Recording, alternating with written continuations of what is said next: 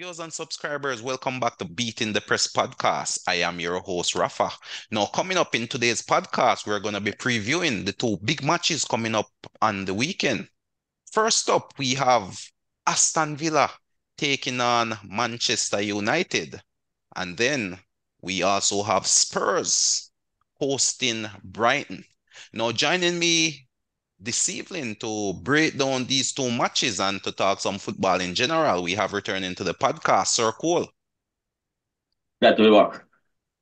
Yes, indeed, Sir Cole. Welcome back. And we also have Christophe joining us. Good to be back again, viewers. Yes, indeed, Christophe. Always happy to have you on the podcast. Now we're going to jump straight in. Two big matches coming up. Let's first look at Aston Villa playing host to Manchester United, Sir Cole. I'm going to come right at you with this one, Sir Cole. Man U now, back-to-back victories. Aston Villa, who on the bunk, having lost now at home. Talk to us, Sir Cole. Will this be true? If I can tell, both teams have found a bit of form. Mind you, the last time we played, Man U were clear underdogs for that one. Aston Villa would have been riding high, even though in the end, I believe they lost the game. We came back from 2 down to win. So this time, I think it'll be a much tighter affair. One that can go either way, but I expect a good performance from both teams. Yes, definitely. I mean, this one coming on the heels of a defeat for Aston Villa in the FA Cup versus Chelsea. Chelsea running away in that one. 3-1 winners, Christophe. For this game though, Christophe, Aston Villa, Manchester United, how are you looking at these two teams? I don't think we can take the loss to Chelsea fully seriously. It could be where Aston Villa has decided that they want to make that top four and focus on getting those Champions League places because there is a bigger monetary reward for the team. So you can't really use FA Cup form as a decider, but they were poor in the last game as well. So and Man U has been picking up form. They're playing, they're playing their counter-attacking football. Their last game against Man U, I think they lost, right? Yes, the last They, three they, two they lost. Yeah, having they been lost. leading 2-0 as well. Manchester Right. United coming from behind. United did hit them on the counter attack. I remember now. And we had discussed it, saying that we thought that it was a poor choice by Villa, given that Man U can't break down teams. Um, I'm expecting Man U to continue with a counter-attacking style of play. I am unsure, however, of how Aston Villa will respond. Last time out, we saw them trying to take the game to Man U, which is fair because they believe themselves to be a better team than United. But as such, they left themselves open on the counter-attack. I am not sure if Unai Emery will try to change anything or if he's going to say, hey, we can outplay you. Or will he sit and soak up the pressure and they themselves also hit on the counter attack? Not sure. I do think Man U probably have um more momentum with them at this point in time, but because of how spotty the form is, even though they've been picking up a couple of wins lately, I am uncertain of a victory for them. Right now, right now, I would still go with Aston Villa largely because they're playing at home. So I would say it's either Aston Villa or a draw. But there Chris. is potential for Man U to win given they're picking up momentum at the moment. But I am Not unsure. much confidence in United there, Christoph. But I mean, Emery being a quality manager, Sir Cole, wouldn't he have learned from the loss at Old Trafford and made the necessary tactical adjustment for this game? Yeah, but that is one side of the equation. The opposing coach is also a good coach who will also make adjustments, That remains to be seen. which remains to be seen. So it's a matter of how each team adjusts to the conditions as they present themselves. You can only guess going in, but then no, the proof of the pudding is actually in the eating in the game itself. So up to game management to see how you cope with what the opponent is trying to do on the day in the game. Yeah, indeed. And I mean, for the last couple of games, Sir Cole, it seemed as if Ten Hag have had his best 11 available to him for selection. Would you agree with that? I mean, the team he rolled out versus West Ham and in the previous match versus Wolves as well seemed to be his best 11. Well, I've never been so much of a fan of a best 11. What you need is an 11 which is suitable for the opponents which present themselves. So best 11 for one game doesn't Oh, really so 11 for for the other game. but for this Aston Villa team, what would be your best team if you were selecting the team to face this Aston Villa outfit? What's your I, best team currently based on the players who are available? I probably would have to put a bit more thought into it before I come up with an 11. But I think we have enough good players in our team or in our squad to find a good 11 to counter what Aston Villa has to bring to the table. Mm. Well, I mean, definitely, I mean, with the sort of funds that Ten Hag have spent over the period, I mean, it would very shocking if United could not field a quality 11 to pretty much put out a decent, competition versus this Aston Villa team, which, I mean, from the start of the season has been riding high. In the last couple of games, they did manage to batter Sheffield away from home, but then subsequently picked up a loss, on their own home turf. And, United now on the back of 2 wins. This one is definitely shaping up to be a very tight affair, though.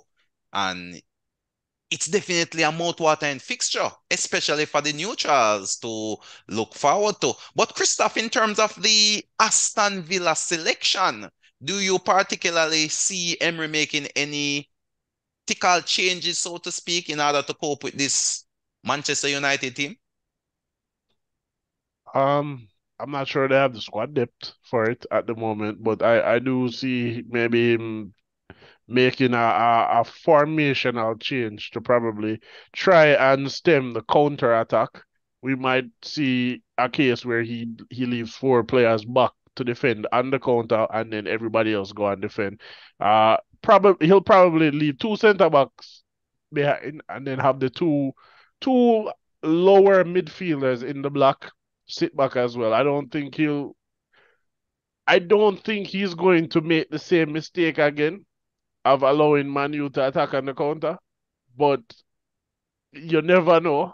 You're playing at home. When you're playing at home, maybe you're playing to win, and you're in the top Or top 4. You want to make Champions League football, so I expect that they will be going for the win. Whether it's I a case mean, that of is expected. I mean, they're playing in front of their home fans against what one could consider a subpar United team. I mean, right, Aston but Villa has been punching in the top 4 all season. So, I mean, the points table doesn't lie, I would think. right, but we don't know the mindset there behind the scenes. And given the recent loss, like I said, I don't think we can read too much into the FA Cup loss, but it could have had some psychological effect on either the players or the manager, where he Yeah, and I might be mean, they coming did into lose to this. Newcastle as well. So Right, it's back-to-back losses, really. right. So they could be coming into this, down, or they could be coming into this say, hey, we must win. Or they might be coming into it cautious, not wanting to drop any points. Indeed. That might be the case. I would think, however, that Aston Villa playing at home in the top 4, they must go for the win against this Manchester United team. I mean, Sir Cole, in terms of the gameplay, though, how do you see this one playing out, and what is your predicted scoreline for this one? in terms of the attack versus defense, I think the Man U defense will have their hands full. We saw Aston Villa scoring 5 goals last time, but Man U against Sheffield, which has been leaking goals season. So we're showing, still. Man U, on the other hand, have been finding some goals as well. So it will be pretty even. We should see both teams score, probably both teams to score twice as well. Expect an open affair. both teams giving it their all. So like it to be another goal fest, I think. Uh, Aston Villa at home, I probably will go with Aston Villa 3-2, if I were to call it right now. Aston Villa 3-2. Not much confidence in the United challenge, Sir Cole. I mean, United are now back-to-back winners. One win away from home, one at home, and now they're going back on the road. I mean, you don't see them going three in a row.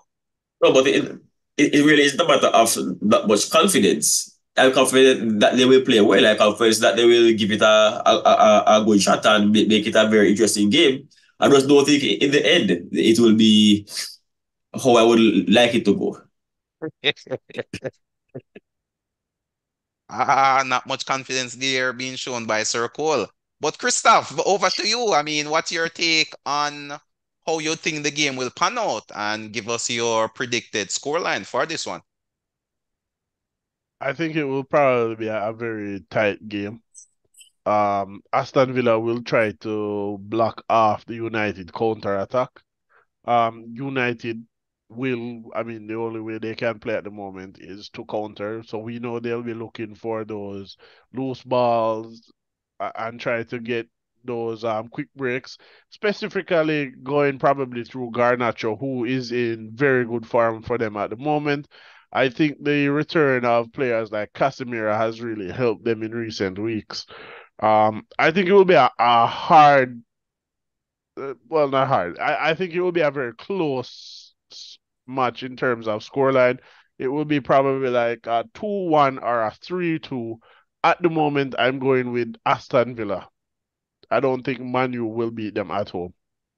Both Sir Cole and Christoph really banking on a Aston Villa win. But for me, I really don't see much difference in these two teams, Sir Cole, in terms of my predicted outcome. And I'm gonna go for a scoring draw. For me, I'm thinking this one is gonna end in a 1-1 scoreline. I do believe both teams will score. You know, Aston Villa defense has been leaky to me all season. And as you mentioned, you know, Manchester United have caught on with a little form. You know, the attacking players have been popping up with a couple goals here or there, and they are now back-to-back wins, you know, building a little momentum. And I think their unbeaten run will continue away from home. So for me, I see nothing between these two teams, and I am predicting that this one will end in a draw. But we move, Circle, we move, and we move on to the next big game on the agenda. This one, Spurs versus Brighton. Circle, I'm going to come straight to you on this one. Spurs playing at home versus Brighton. How do you see these two teams entering into this game? No, this one is a bit more easier to call, I think. Pretty even matchup. I think Spurs getting back some players should be able to have a bit more in reserve. Mind you, Brighton, I think, has been finding some form as well, scoring some goals. So again, I see both teams getting on the score sheet because I don't think the defense has been a strong point of either of these teams. But somehow I think Spurs should be able to provide a bit more creativity and exploit the Brighton defense some more.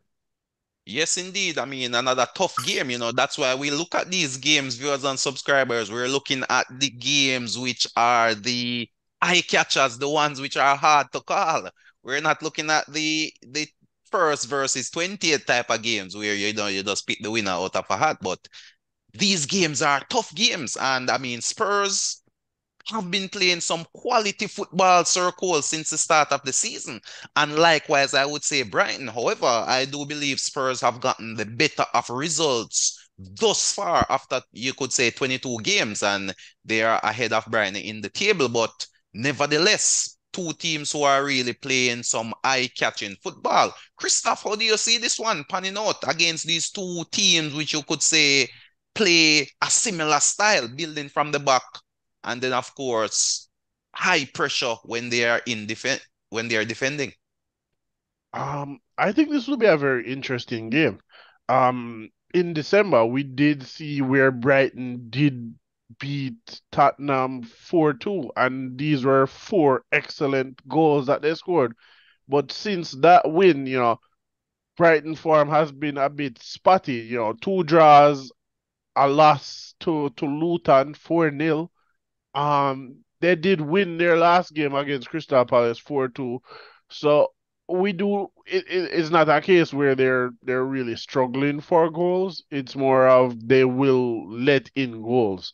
I think Tottenham are the better of the two, and in probably better form, and with players coming back, I think I give this game to Tottenham. They're playing at home. I don't think they'll want to lose at home.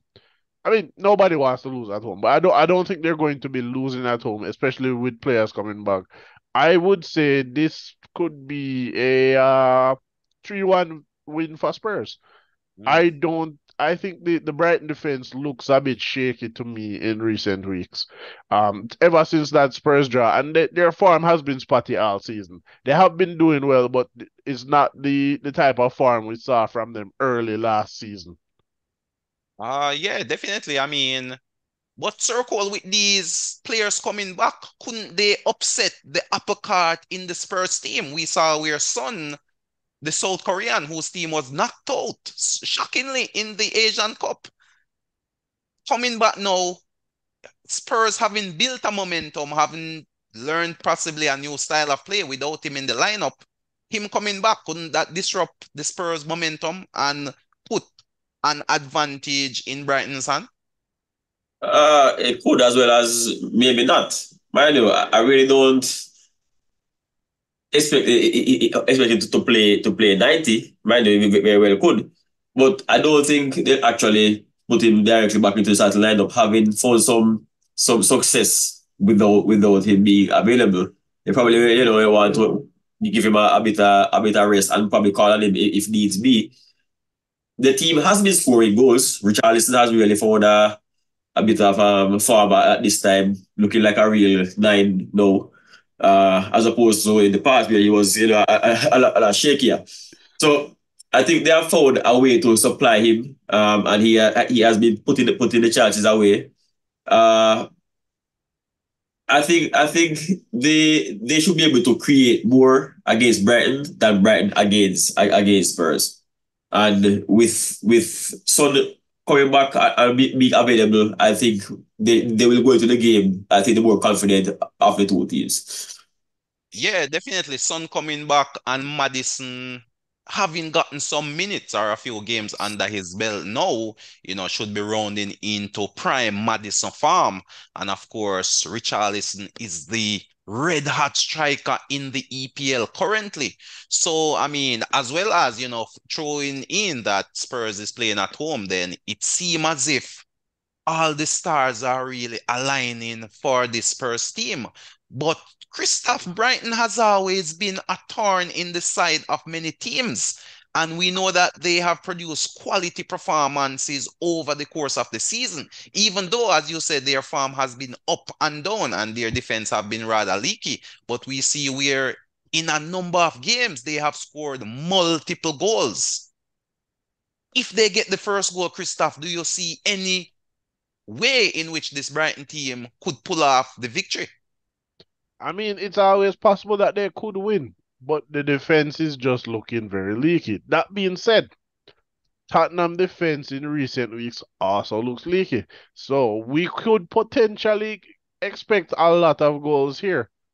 I don't think Son coming back will disrupt Tottenham's game. I think it would enhance it because Son can move back to the left where he is most comfortable. Richarlison's farm would definitely benefit from Son, whether it be loose balls or crosses into the area for him. So I don't think I think right now Tottenham has the firepower and the quality to beat Brighton. The Yeah. problem is, can they keep Brighton out? Because their defense is looking very leaky. Yes, but I mean, I think they can because right now I think the best Spurs 11 is now available. I believe this Spurs 11 is the 11 which started the season in such red hot form. Van der Veen is now back partnering Romero. Maddison is now running the midfield, and of course, Son is now back in EPL action, and of course, Richarlison is up front in form as well. So outside of Bissouma, I believe, who might have picked up an injury or still plying his trade in the African Cup of Nations, I do believe this is a team which is close to its best 11 for Spurs, minus a player here or there. But so I think Spurs in front of their home fans operating almost on full cylinders. I think they should have enough for this Brighton team, Sir Cole. What says you? Yes, I do believe that as well. Mind you, Brighton on their day, I just said, can cause quite a, quite a pickle, can become the spanner in the wheel, as they say. In Pascal Gross, I believe they have one of the talented midfielders in the league. He can score, he can supply. Yao Pedro, one of the young strikers as well, has been finding some goals. And the old style Welbeck can pop up as well. So with Brighton, you never know. You never know which Brighton will turn up. Brighton is probably like one of those teams which sometimes they blow hot and other times they blow cold. So on the day, I'm really thinking both teams will score, yes, but edge to Spurs as well. Yeah, definitely. Brighton 4-0 one week and then losing 4-0 one week and then winning 4-2 the next week, night and day, hot and cold, as you say. And this game might very well boil down to which Brighton team turns up on the day. So, Sir Cole, you're sticking to a Spurs win. And remind us of that scoreline. Well, I didn't give a spoiler before, but I'm thinking that Spurs will run out at least 3-1 winners in this one. Oh, so your scoreline is quite similar to that of Christophe then. Christophe, I believe, called it 3-1 Yes, as well, Christophe. I call it 3-1 Spurs. 3-1 Spurs. Ah, tough one to call. Tough one to call, in all honesty. I do believe Spurs should have enough goals in the team to win. And I do believe it's going to be a high scoring game. I'm going to go 4-2 for Spurs, Sir Cole. I believe, this game is going to be full of goals. Brighton seem not to be able to keep the ball out of the back of their net. And I think Luton, of all teams, really expose their fragility. So if you can definitely peg them back early, the defense can really open up in an attempt in them trying to get back into the game. So I do think Spurs will hit them early and hit them often. So for me, I'm looking at a Spurs 4-2 win. But Sir Cole, lots of football still being played this weekend. How do you see the other matches panning out, in your opinion? We see Man City, Everton, at home to Man City, so we feel straightforward result. Fulham, Bournemouth. Bournemouth, I think, should get better Fulham in that one. Liverpool, Burnley. I see Liverpool getting a handsome win in that one. Luton, Sheffield could be interesting, but Luton has been finding some form. I should be able to get the better of Sheffield. Wolves, Brentford is pretty even. Probably a draw in that result, or in that game rather. Forest, Newcastle, even game, but advantage Newcastle. Aston Villa, Man Utd, we already looked at. West Ham, Arsenal. Arsenal high riding at the moment. In good form, looking for Arsenal to put in another good display, albeit away to West Ham. And on Monday, looking at Chelsea, Palace. Chelsea coming off a win over Villa in the cup. Thinking they should be a bit more confident going to this one. So I'm seeing Chelsea winning over Palace on Monday. Yes, quite a quick fire breakdown there, Sir Cole. So pretty much for you then, Sir Cole, not much upset in the workings, so to speak. Straightforward games, favorite should win. Upsets are always there. We just never see them at the time. So it is never as we see it most of the time, but the upsets are always there. That's why they're upsets. Yes, indeed. As you pointed out, a few close games, a few close matchups. Nottingham Forest, Newcastle is one of those standout fixtures, which on paper, Newcastle seem to have the better team. However, Forest now under new management have found a bit of form, a bit of momentum of late, and possibly, this Newcastle team hasn't been the defensive stalwarts we've known them to be over the past year. And, they seem to be leaking a few goals. I mean, in their last game, they leaked four, four, 4-4, that game ending 4-4 with Luton. Who would have thought, Luton bottom dwellers really stepping up and really carving out a result away from home as well. But Christoph, coming to you on this one, I mean, weekend full of football action. How do you see the other games really panning out? Can West Ham cause another upset versus Arsenal? Potentially. I think West Ham, not necessarily West Ham causing upset. I think Arsenal is most likely to cause the upset to themselves. They do have a tendency to take their foot off the gas after getting, what I would describe as a big victory, a momentous victory. You beat Liverpool, and we've seen it last season, and a number of occasions they got the win that they needed, and then they took their foot off the gas. They become complacent. So it's not a matter of West Ham upsetting them. It's them upsetting themselves, to be honest. And then West Ham capitalizing on it. Okay, but do you see that upset in the making, or do you see a straightforward Arsenal victory coming up? That's the question. I cannot say at this time. I do not know. You don't seem to have much faith in this Arsenal outfit at all, I, Christoph, being an Arsenal fan yourself. I I mean, beating Liverpool, that should have been the litmus test that Arsenal came through unscathed and should now be looking to push on in fine form and really, picking up momentum towards a title. And you're saying the confidence is still not there. no, not at this time. I Arsenal has the potential to beat anybody, but sometimes you don't know what Arsenal team you're going to get on the day. This season, last season, I would have said that they would have won, you beat everybody until late in the season when they dropped out. But last season, every game going into, I'm sorry, win, win, win, win. No idea. But um, while they're in third, I feel the form is very inconsistent, dropping points in games that should have been sure victories so far this season, but I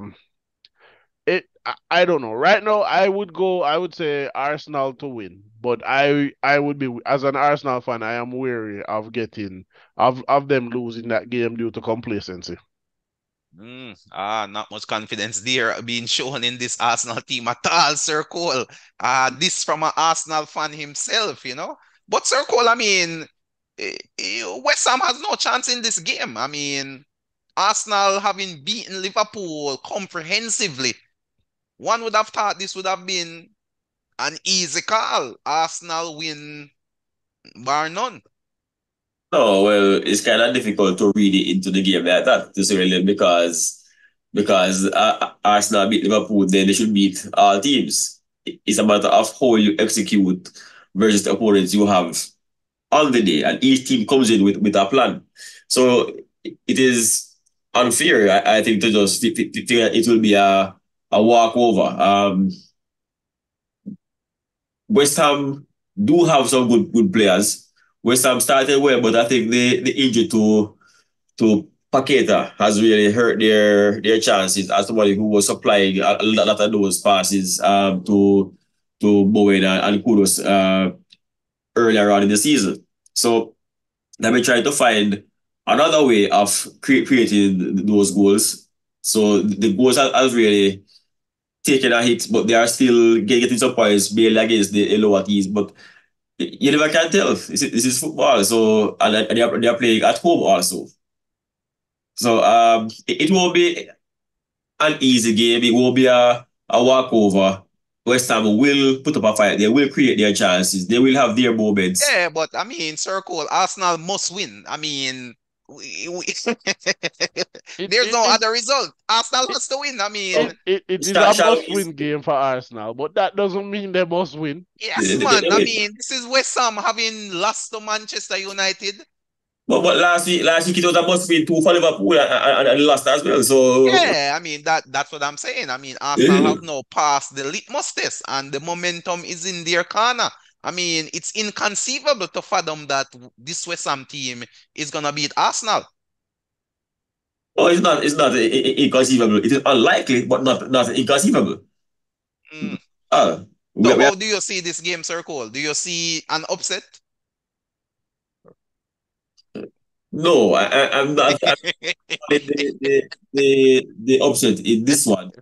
But if it happens, I will say I'll be totally surprised. No, I see. So you're saying you'd have a little feeling that you're not as confident in Arsenal as well. Maybe your confidence is a bit more than Christoph's, but not 100%. no, not. Mm. I've seen West Ham play some good stuff this season, and mind you, they won't have the ball much of the time. But when they do have it, I do believe they have the capacity to spring a surprise and get a goal or two. And going, if Arsenal goes behind by a goal or down 2-0, then we never know how it will turn out. Mm. Well, for me, I see nothing other than an Arsenal win. This has to be one of the easier games to call this weekend, in all honesty. This should be an easy walk in the park for Arsenal. I would say at least 3-0. 3-0 victory to the Arsenal. Well, But yeah. Arsenal versus Luton in December will have been a fairly straightforward game as well. And they were made to struggle until the final seconds of that game to get a victory. So, Yeah, I mean, at but I the a mean, time, victory we're they a, playing vic- worse, a I victory know. they got, at the end of the same day, for it's three Liverpool. points. But it wasn't Liverpool, easy, it was Liverpool, straightforward. Liverpool versus Luton should have been a straightforward game, but Liverpool got beaten. Yeah, But it was a draw. A draw. A draw was the result. A it late was a draw. equalizer. Okay. Well, yeah, I mean it's not straightforward. Arsenal currently they beat Liverpool, right? But that doesn't Man, put you the beat momentum. Liverpool. That should be momentum should be on your side. Better players. I mean, Right, vying for but the title. This is a game that you have to win. that could work against you. It could work against you. You're The expecting ball is round, they say. you're going into Well, the game and you're expecting to win, and then you don't put in the work. You end up Well, behind, and I then don't you're think at chasing this the game. point in the season, Arteta will allow complacency to really creep in. I don't see that, to be honest. I mean, I Okay. just think this is just another step on the way to challenging for the title. I mean, or at well, least to maintain momentum up there at the top.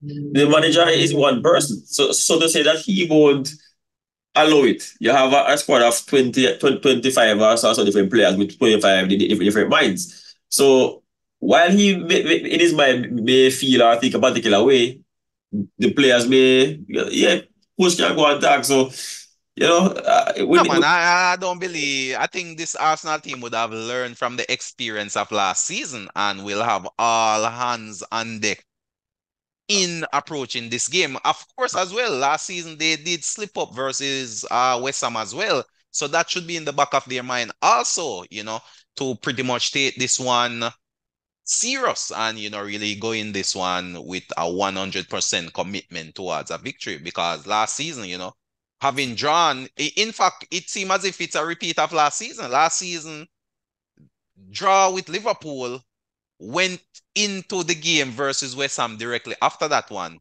and drew there also. So maybe the tides have turned. Win versus Liverpool and win versus West Ham. which is possible.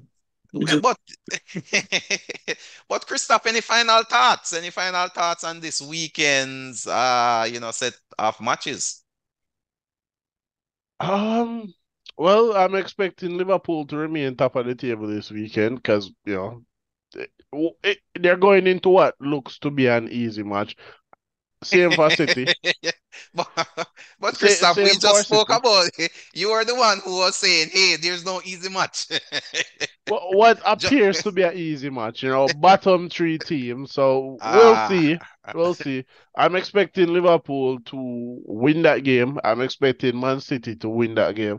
So at the moment, I am not expecting any change in the top three this weekend. mm. So everybody will remain in their position.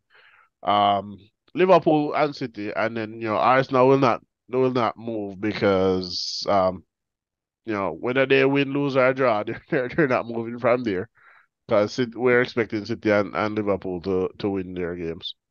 And Aston Uh, Villa, yes, indeed. I mean, those are easier fixtures on paper, as you say, but the ball is round. So mhm. we'll definitely have to watch these fixtures and see how they pan out. But Sir Cole, any final thoughts? Well, one thing I noticed in the league is that the league seems to be a lot more open in terms of play. You hardly see the nil-nil, the tight 1-0 teams rather now go on their front foot and get the goals at the risk of leaving the defense open. But yeah, I really think it's pleasing to the fans to be seeing the goals. Where we see some late goal drama because of the extended 8 minutes, 10 minutes that is being played. I think on the weekend we'll see more goals. Probably this season could be a record in terms of number of goals scored. Mind you, the time factor is a very big factor in that. But looking forward to another exciting weekend of Premier League football. Yes, definitely. I must concur with you on that point, Sir Cole. There have been a lot of late drama, and as you made mention, with VAR taking a look at a number of incidents during the game, then that have definitely contributed to the added time, and also, Sir Cole, I would say to the number of penalties being awarded as well. And that has been a major contributor in terms of the number of goals being scored. I mean, last week I hear you referencing to one player as, taking some token penalties, you know. Cole Palmer, and I mean, in this game coming up versus Spurs, we see Brighton, Joe Pedro. He has been the man who has been taking all the spot kicks for Brighton. With those tricky wingers, they are drawing a number of fouls in the box, and Joe Pedro has really been stepping up and converting these PKs. So that's definitely something to look forward to as well. And that is definitely a major contributor to the number of goals. But there you have it, viewers and subscribers. I'd just like to thank Sir Cole and Christophe for coming on board and sharing their views and their opinions. Of course, viewers, thanks again for tuning in to us here on Beating the Press podcast. Please continue to share, like, and of course, if you haven't subscribed as yet, hit that subscription bell. But until next time, this is Rafa signing off.